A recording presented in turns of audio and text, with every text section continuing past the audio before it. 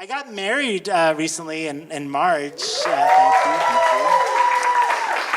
I got gay married in Australia, and we got married on Hamilton Island, which is like a tiny island in the Great Barrier Reef. And we were the first gay couple to ever get married there. And everyone on the island was super excited, like more than we were. Because they realized if we can turn this into a gay wedding destination, we can make so much money. So everyone was trying to impress us. They're like, the gays are coming, put out the good china, they're judgy, you know? Like tour buses were screeching to a halt, like taking photos. And I realized like gay weddings are still new, and a lot of the traditions are confusing, like, you know, like who pays for what, and like what do you wear, and like am I supposed to dance with my husband's dad? Every time I see my husband's dad, I feel like I have to like shake his hand and give business cards, you know? Like anything to distract him from all the terrible things I do to his son. And I realized like 20 years from now, people are gonna look back at our wedding as like the standard for gay marriage. And they're gonna be like, no, it's customary to have mustard stains on your coattails. I saw it. Yeah, and no one pays for anything, but they all have opinions. Yeah, and there's a second secret cake that one of the grooms shame eats at night. Yeah. And we tried to take photos, and the photographer wanted to take an embrace photo on a mountainside where we like hug. And she didn't know who should stand in the back. And so she thought, I need to find out who the top is. And she didn't want to ask that because that's rude. So she did some detective work. And she was like, hey, if you're at a restaurant and one of you orders appetizers, but the other one's in the bathroom, but like who takes charge and orders the appetizers because they're the more dominant one? Like what?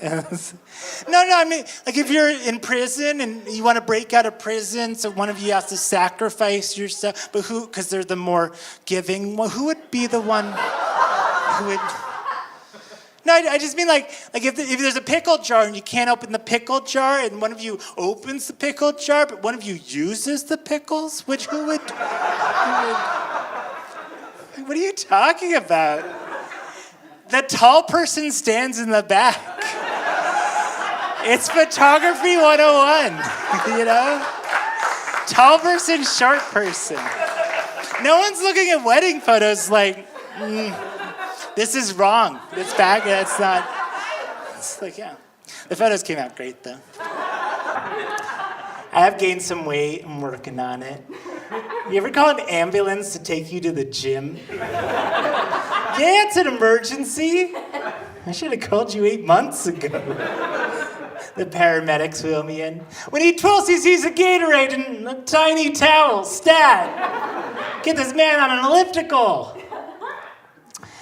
I wasn't always fat. In the past, I've actually struggled with anorexia. Obviously, I won that battle. It's true, like, no matter how thin I got, my friends would try to assure me, like, Justin, you're so thin and attractive. I don't know, when I'm at home alone in my room at night and I look in the mirror, I just see a fat man in women's panties. It's a mental thing. I mean, you're thinking, Justin, you're too hard on yourself. You're like a medium fat. Thank you, I love you. I called the show Fatter Than You Think because even at my thinnest, I'm fat. And I'm actually fatter than you think. It's weird, like I don't get it. How fat am I? I think you are medium fat. That's pretty... Thank you, but I'm actually fatter. Thank you. How fat am I, do you think? I think you're normal fat. Oh, that's okay, but in reality, I'm actually fatter. Thank you. But good try, I love the energy. How fat do you think?